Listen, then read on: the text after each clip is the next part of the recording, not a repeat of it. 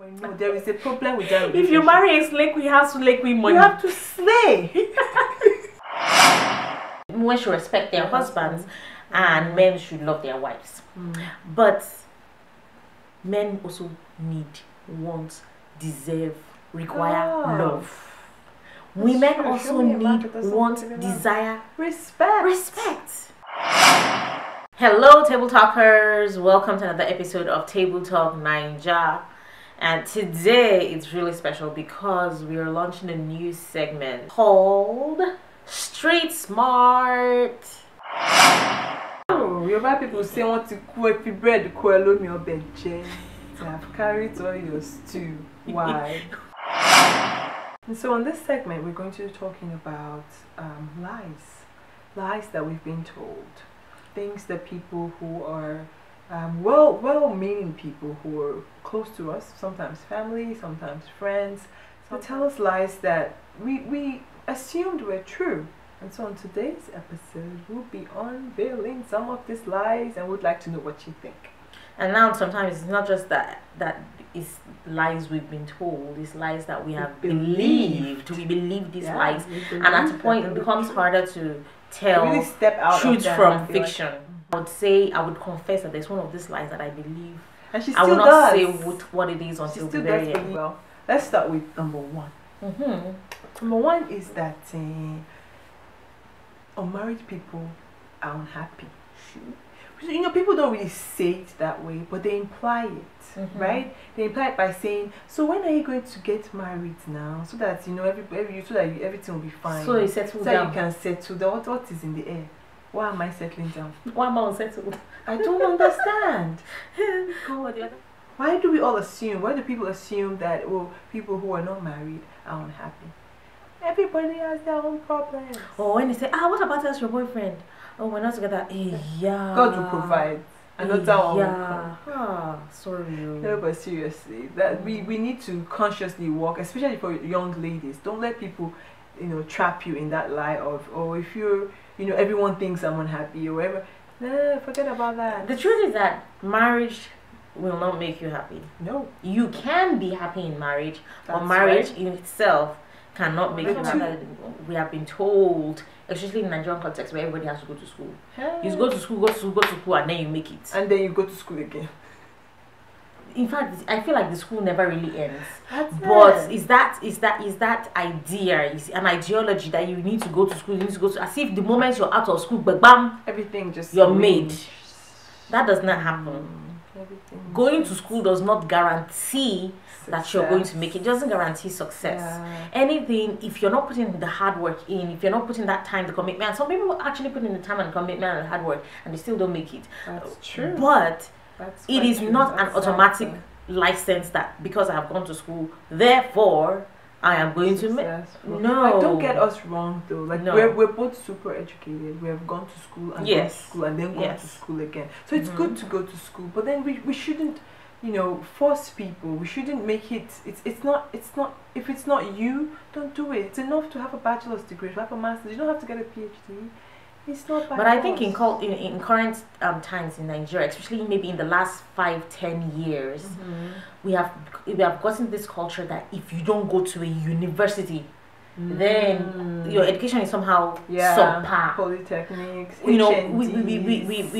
we've taken away of education. Yes, or technical colleges, all those things. They're like we have downgraded them. The fullness of your life is more important than how educated you are. Right. Like if you have, we're not saying don't be educated. Education is good. Like get knowledge, get wisdom, but you don't have to get all the degrees in the world for you to be successful. That's the truth. True. You should acknowledge that at least. Yes. Another one that's high up on my list is cross your legs, face your books, don't talk to boys.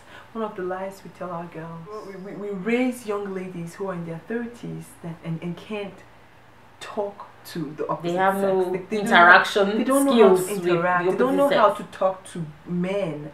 And I'm like, how can you not be able to hold a conversation? You cannot even you see you're in the presence of guys and you become gun shy. That's or you become a totally different person. I've seen that one too. Like you're this confident young lady. You're doing all these things, and then you're in the presence of a guy that likes you or a group of guys that are just friends with you, and then you're just like, oh yeah, whatever anybody wants, it's okay. I'm like, Okay. who is this person?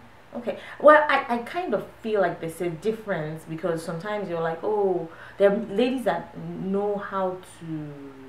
They are naive. Oh. They are naive, but they are not innocent. So some people are innocent where they don't know how to. They're just socially awkward. If you want to put it that way. What's the difference? Now there are especially, and I'm talking about the younger generation, the teens and early, 20s. They're not innocent. You know, they know things and they do things. Oh, okay. But they are naive. They are. You may want to call it lacking common sense. I like that one. They're lacking common sense because they're not able to. Their parents are not able to understand what the dynamic is in a relationship with a boy to see. Sharp. Yeah, no, not sharp. So the boy will say, just come to my room, we just want to gist, and you just carry yourself gently and go to his room. Or the fact that you feel like, okay, simply because you're a social butterfly.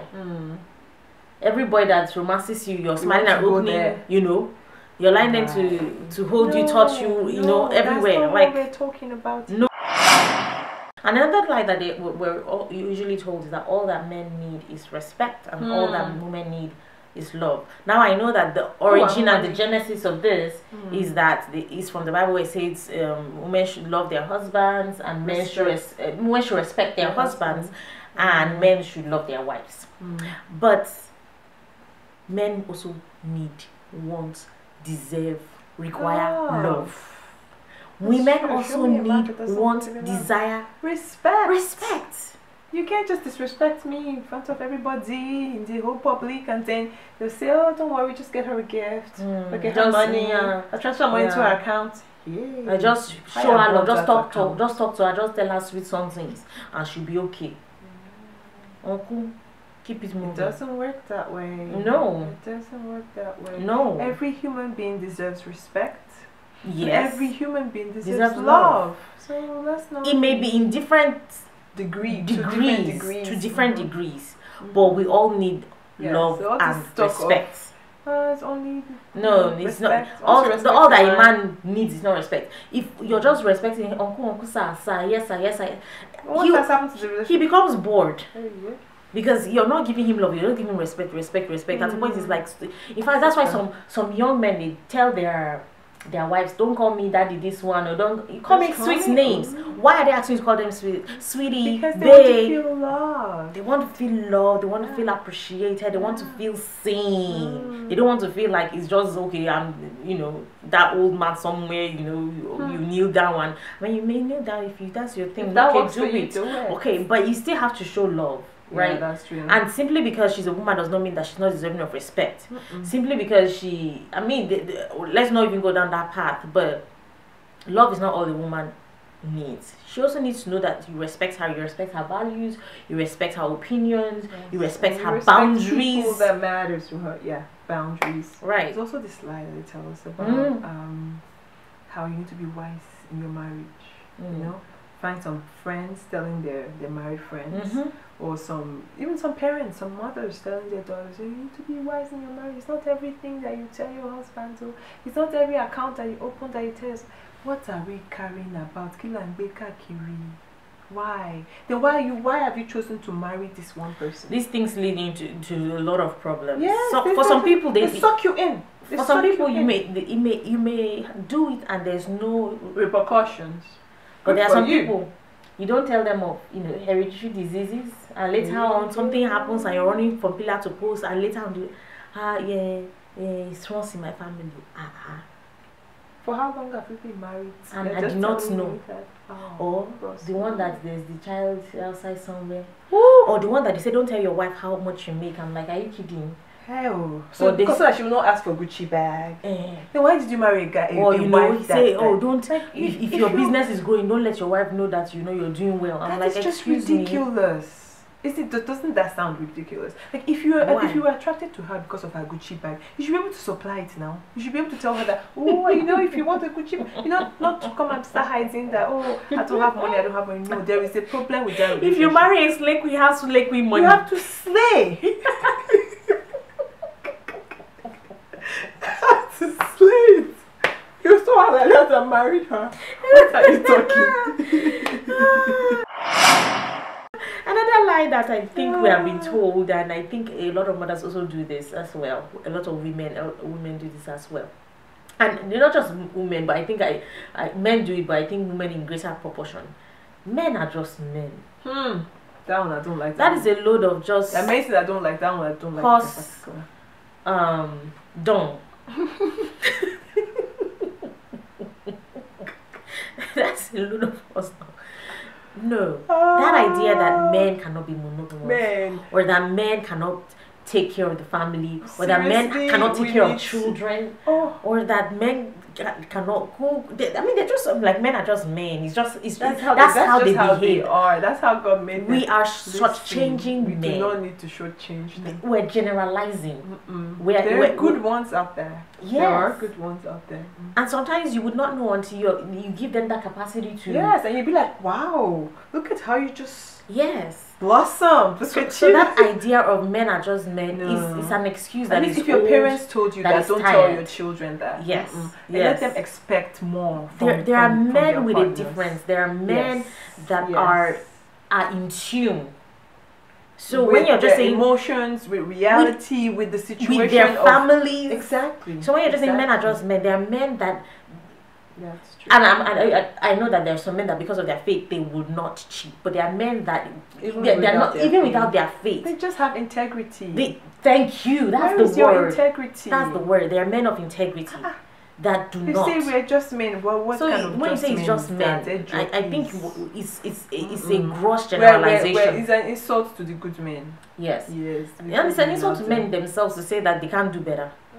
Well, God help them. Yeah. The last item on our list is the lie that everyone who has a tattoo is a thug. You have ink? Okay, yourself, it just be. How are these people training their children? Well, I don't have any tattoos. And neither does she, even though she tries You don't to know pretend. that. She pretends that she does. She doesn't. This is a tattoo. Birthmark. You don't know that it's a tattoo. I don't want to tell you what it means. India, you know how India